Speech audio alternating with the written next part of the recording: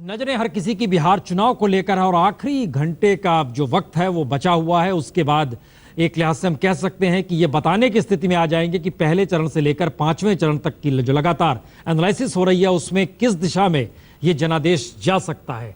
दरभंगा, पूर्णिया, सुपौल, अररिया, सहरसा, कटिहार, हालांकि 9 जिलों की 57 सीटों पर ये वोट पड़ रहे हैं, लेकिन ये 6 जिले आपके सामने हैं और बड़ी तादाद में वोट देने निकले हैं लोग, क्योंकि 46% वोट 2 बजे तक ही हो गए। इसका मतलब यह है कि जिस रफ्तार से इस इलाके में वोट पड़े हैं वह पहले 4 चरणों के रिकॉर्ड से आगे निकल जाएंगे। इसके संकेत बहुत साफ हैं, जो कि शाम 5 साढ़े 5 बजे तक पता चल जाएगा कि कुल कितना मतदान हुआ है। लेकिन ये एक तस्वीर नजर आ रही है जिसके जरिए इस आखिरी चरण के मतदान में जबरदस्त तरीके से वोटिंग हो रही है और ये एक मैसेज। और पटना में खास तौर से धड़कने अगर वहां पर जिनकी सरकार बनानी है, जो नेता है स्थानीय, उनकी बढ़ी हुई है, तो दिल्ली में भी सियासत इस दिशा में जाने की स्थिति में है दोनों तरफ से कि बिहार के जनादेश किस रूप में असर डालते हैं और किस तरीके से दोनों जगहों की स्थिति है। हमारे तमाम रिपोर्टर दिल्ली और पटना दोनों जगहों पर मौजूद, हम उनके पास चलें। सुजित, लेकिन हमारे पास सबसे पहले सुजित, हमारी आवाज अब तक आ रही है?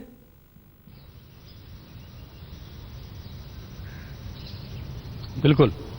हाँ सुजित, सवाल है जी, सवाल यह है कि दिल्ली की भी धड़कन बड़ी है कि बिहार का जनादेश होगा तो क्या असर डालेगा, लेकिन चूंकि आप पटना में मौजूद हैं और ऐसे वक्त में यह एक ऐसी स्थिति है जिसमें बीते 25 बरस के राजनीतिक इतिहास को उलटते पुलटते हुए एक नई दिशा में बिहार को ले जाना भी है और इस देश को एक नई राह दिखाने की सोच भी बन रही है।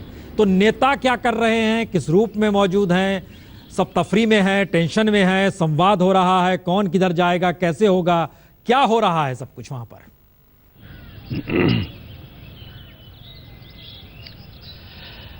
देखिए प्रसून जी, आज बहुत ही महत्वपूर्ण दिन है सभी पार्टियों के लिए और निश्चित रूप से जो ये 5वां और अंतिम फेज का जो मतदान हो रहा है, 3 तारीख को प्रचार खत्म हो गए, तो 3 तारीख के बाद से जितने भी बड़े नेता हैं जो राज्य स्तरीय हैं, या नीतीश कुमार मुख्यमंत्री, लालू प्रसाद यादव, सुशील मोदी, ये तमाम लोग बैठ के पूरा मॉनिटरिंग कर रहे हैं कि आज का मतदान कैसा चल रहा है, क्या हो रहा है। सबके वार रूम बने हुए हैं, पल पल की जानकारी मिल रही है। तो आज का पूरा दिन इनका व्यस्त ही रहा है इस मामले में कि कहीं से कोई गड़बड़ी की खबर आती है तो वहाँ वो शिकायत करते हैं चुनाव आयोग को। कई जगह से ईवीएम खराब होने की खबर आई है या इस तरह की कोई भी बूथ कैप्चरिंग, हालांकि ऐसी घटना नहीं आई है, लेकिन वोटरों को रोकने का या धमकाने का कहीं से भी कोई मामला आया है तो इसमें सारे लोग उलझे रहे। 3 तारीख के बाद कल का दिन उनका आराम का था और आज आने वाला जो दिन है कल, उसमें लोग आराम करेंगे। लेकिन आज बड़ी बेचैनी है, ये जानने की बेचैनी है कि आखिर मतदाता जो इतनी भारी संख्या में निकल कर बाहर आ रहे हैं, आखिर वो वोट किसको दे रहे हैं, उन्हें उनकी पार्टी को दे रहे हैं या दूसरी पार्टी को दे रहे हैं। तो ये तमाम सवाल आज परेशान किए हुए हैं सभी बड़े नेताओं का, क्योंकि बहुत ही महत्वपूर्ण और निर्णायक मोड़ पर अब ये लड़ाई आ गई है और निश्चित रूप से अब 5 बजने में कुछ ही मिनट बचे हुए हैं। और आप ये देख लीजिए कि वोटर टर्नआउट कितना ज्यादा है। अभी तो हमने 4 बजे तक कई जगह पर 60% तक मतदान हो गया है, लेकिन ये एवरेज कितना होता है, ये हमको लगता है कि जो आपने कहा कि पिछले 4 फेज में जो मतदान हुए हैं उससे कहीं ज्यादा होगा। तो निश्चित रूप से जो सीमांचल मिथिलांचल का इलाका है वो उस इलाके में हमेशा से जबरदस्त वोटिंग होती रही है, पहले भी वहां रिकॉर्ड बनता रहा है और लगता है कि इस बार भी ये रिकॉर्ड बनेगा अधिक मतदान होने का। एक और महत्वपूर्ण कि 5 फेज में मुझे लगता है कि इस बार भी महिलाएं सबसे ज्यादा उनका प्रतिशत होगा, क्योंकि 4 फेज में तो हम रिजल्ट जान चुके हैं, लेकिन अब थोड़ी देर के बाद यह भी पता चल जाएगा कि महिलाएं ज्यादा वोट डाल रही हैं पुरुषों से। तो ये एक ट्रेंड रहा है, आप पहले चरण से देखें और आखिरी चरण तक, कि महिलाएं हमेशा आगे रही हैं और बाहर निकलकर उन्होंने वोट डाला है। तो निश्चित रूप से सारे नेता आज दिन भर टकटकी लगाए रहे और सीमांचल, मिथिलांचल और कोसी का जो इलाका है उस पर उनकी विशेष नजर रही। पटना में राजनीतिक केंद्र कहां कहां बने हैं? क्या नीतीश कुमार का घर, क्या लालू यादव का घर, क्या मौर्या होटल, क्या बीजेपी का हेडक्वार्टर, कहां कहां है?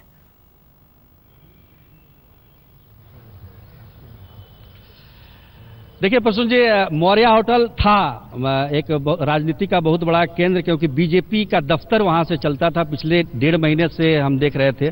लेकिन जब चुनाव प्रचार खत्म हुआ है 3 तारीख के बाद से सारे बड़े नेता जो भी बीजेपी के थे वो पटना से जा चुके हैं। बीजेपी ऑफिस में जो प्रदेश के नेता हैं, प्रदेश अध्यक्ष और तमाम बड़े नेता वो बैठे हुए हैं। वहाँ वार रूम बना हुआ है, वहाँ से नज़र रखी जा रही है। सुशील मोदी अपने आवास पर हैं, वहीं से वो सारी बातों की जानकारी ले रहे हैं। लालू यादव अपने घर पे हैं और वहाँ उनके तमाम जो लोग हैं वो जगह जगह से फ़ोन कर रहे हैं, क्योंकि वो इलाका जो मधेपुरा इलाका है आप तो जानते ही हैं, उन पर उनकी विशेष नज़र होती है, तो वहाँ की जानकारी ले रहे हैं। और नीतीश कुमार अपने 7 CR में, जो कि मुख्यमंत्री आवास तो नहीं कहेंगे लेकिन जहाँ अभी मुख्यमंत्री के तौर पर नीतीश कुमार रह रहे हैं उसी जगह पर है और वहाँ पर उनको लोग पल पल की जानकारी दे रहे हैं। और मिलेश जी मिस कर रहे हैं रिपोर्टिंग एक इस दौर जगह में। कोई एक नहीं मिनट, कह एक सकते मिनट। कि आप हाँ बने रहिए कहाँ हमारे पर साथ, हम सेंटर जरा है, जोड़ते सब चले जा रहे अलग-अलग हैं। जगह उर्मिलेश से। जी पटना में बैठ के रिपोर्टिंग बहुत की और देखिए संपादक जी भी साथ है हमारे। जब सुजीत इन जानकारी दे रहे मिस कर रहे हैं, क्योंकि जो कखरा है पॉलिटिक्स का, सड़क पर, चौराहे पर, चाय दुकान में, लिट्टी की दुकान में। बिल्कुल बिल्कुल। और जो लोग जर्नलिज्म में लंबे समय तक रिपोर्टिंग कर चुके हैं उनके लिए ये सब अवसर वाकई ऐसा लगता है कि कुछ छूटा जा रहा है। तो ये तो फीलिंग हमेशा होती है और बिहार में हमने काफ़ी कवर किया है। आई मीन 86 से लेकर और 94 के बीच में जितने चुनाव हुए बिहार हमने कवर किया, तो वाकई और इस बार का बिहार का चुनाव मुझे लगता है अभूतपूर्व है। आलोक जी एक मिनट, आलोक जी अगर मान लीजिए हेडलाइन देनी पड़े अभी हो गया ये खेल और अब शुरू हो रहा है, इंतजार हो रहा है, तो क्या हेडलाइन निकलती, क्या जहन में आता है? शुरू होगा नया खेल।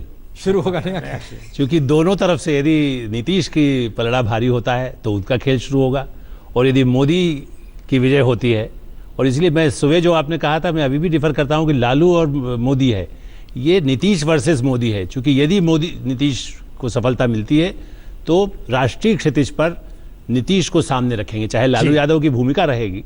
तो इसलिए मुझे लगता है कि शुरू होगा नया खेल। मुझे तो लगता है कि संपादक रामकृपाल जी भी हमारे साथ है। रामकृपाल जी क्या लिखा जाता है हेडलाइन में? मान लीजिए अभी तो इंतजार होना, एग्जिट पोल आएंगे, अखबारों की हेडलाइन क्या होती? देखिए सवाल इस बात का है कि किस अखबार की बात कर रहे हैं। ये सवाल कई बार ये उठेगा। कल हर अखबार में अपने अपने ढंग से हेडलाइनें होंगी, ऑब्जेक्टिविटी को भी कलर दिया जा सकता है। तो लेकिन ये निरपेक्ष बात यह है कि जैसा आलोक जी कह रहे हैं कि जो होना था वो हो जाएगा। अखबार जब छपेंगे यह होगा कि आगे आने वाला जो आप ये कह रहे थे, अब सारा बिहार हो चुका।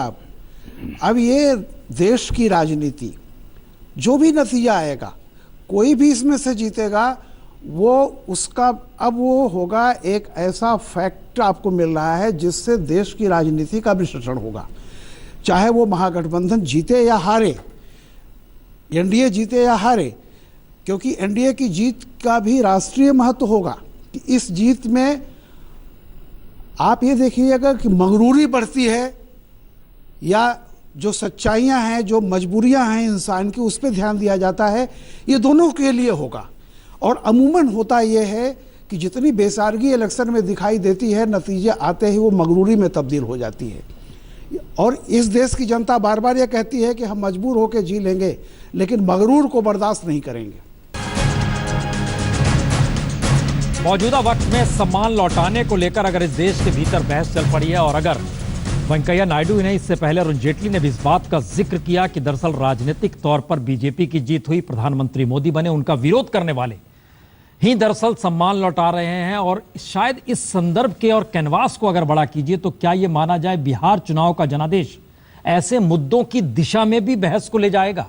हम संजय जी एक चीज समझना चाहते हैं, चूंकि हम लोग बैठे हैं एग्जिट पोल को लेकर, लेकिन देश के भीतर के मुद्दे अगर राजनीतिक सत्ताधारी दल ये कहते हैं कि चुनाव हम जीते हैं और हमारा विरोध करने वाले राजनीतिक तौर पर, सामाजिक तौर पर यह दबाव बना रहे हैं, तो बिहार जैसे प्रदेश में जब चुनाव होता है तो वो जनादेश खुद ब खुद जुड़ जाता है ऐसे मुद्दों के साथ, क्योंकि राजनीति ही सब कुछ तय करती है। नहीं, मुझे लगता नहीं है कि खुद ब खुद इस तरह के मुद्दों से राजनीति जुड़ जाएगी। मुझे लगता है कि चुनाव के नतीजे तो वैसे 8 नवंबर को आएंगे, एग्जिट पोल से हमें कुछ अंदेशा लगने लगेगा, लेकिन अगर बीजेपी की हार होती है तो इस तरह के मुद्दे जिसका विरोध हो रहा है, मुझे लगता है इस विरोध के सुर को और स्वर मिलेगा। लेकिन अगर बीजेपी की जीत हो जाती है मान लीजिए इस चुनाव में, तब बीजेपी ये कहेगी कि ये जो विरोध है ये बिल्कुल एक तरह से नौटंकी है, और ये बहुत छोटे से नंबर के लोग हैं जो कि हमारा विरोध इसका कर रहे हैं। मतलब है राजनीतिक जीत, चुनावी जीत ये जो सारा स्वर सारी जो चीजों पे विरोध- कारपेट डाल देती है। बिल्कुल, जिस तरह का माहौल अभी देश में दिखाई पड़ रहा है विरोध का, अगर इन चुनाव के नतीजे उसको भी दिशा और उसकी भी दशा तय राम करने कृपाल जी, ये वाले बहुत डेंजरस स्थिति है। अगर एक चुनाव के जरिए, हार जीत के जरिए इस देश के सामाजिक आर्थिक राजनीति में प्रसून जी, उफान आ जाए। मैं एक बात कहूं, आज से नहीं बहुत जमाने से है, क्लासेस और मासेस, सच्चाई, इंटेलेक्ट हमेशा एक माइनॉरिटी के साथ ही रहा है। ये पूरी दुनिया का किस्सा है। मासेस इलेक्शन जो है वो मासेस को रिप्रेजेंट करता है, मासेस की आवाज़ होती है। कई बार ये होता है कि दोनों में डिस्कनेक्ट भी होता है। आप जो देख रहे हैं तमाम इंटेलेक्चुअल इंटेलिजेंसिया का, मासेस में उसका असर कितना है और कौन कन्विंस्ड है, देखिए तो ऐसे में हमको सर एक बात बताइए, नहीं, आप जिस मेरा बात कहना का है- जिक्र नहीं, कर रहे हैं, मैं- 2014 में इस देश में 80 करोड़ वोटर थे, बीजेपी को मिले 17 करोड़ नहीं वोट। मैं प्रसून जी एक बात वो कह रहा हूं। मास है या क्लास नहीं, है? मैं यही बात कह रहा हूं कि आज अगर ये मुद्दा है तो ये पता चलेगा कि बिहार के तमाम ये जो आज फैसला आ रहा है, इस मुद्दे का भी कोई असर है कि नहीं है। अगर बीफ मुद्दा हो सकती है, सारी चीज मुद्दा हो सकती है, जाति मुद्दा हो सकती है, और जिसको तो ये इतना भी हो बड़ा सकता हम है। मुद्दा मान रहे हैं, ओके। अगर ये मुद्दा नहीं बढ़ रहा है तो इसका मतलब है कि मासेस में वो पेनिट्रेशन इसका नहीं है। और पहली बार जो सम्मान लौटाने वाले हैं वो खुलकर इस प्रेस कॉन्फ्रेंस में ये भी कह रहे हैं कि इसे बीजेपी या कांग्रेस से नहीं जोड़ा जाए, बल्कि यह जिस वातावरण को लेकर हम खड़े हुए हैं उसमें ना तो कांग्रेस इसका लाभ उठाए, क्योंकि कांग्रेस के दौर में भी, कांग्रेस की सत्ता में भी यह बात कहा जाता था कि जनता ने हमें चुना है और 5 साल के लिए हम जैसा चाहेंगे वैसा करेंगे। ये आज प्रेस कॉन्फ्रेंस में भी बात कही गई।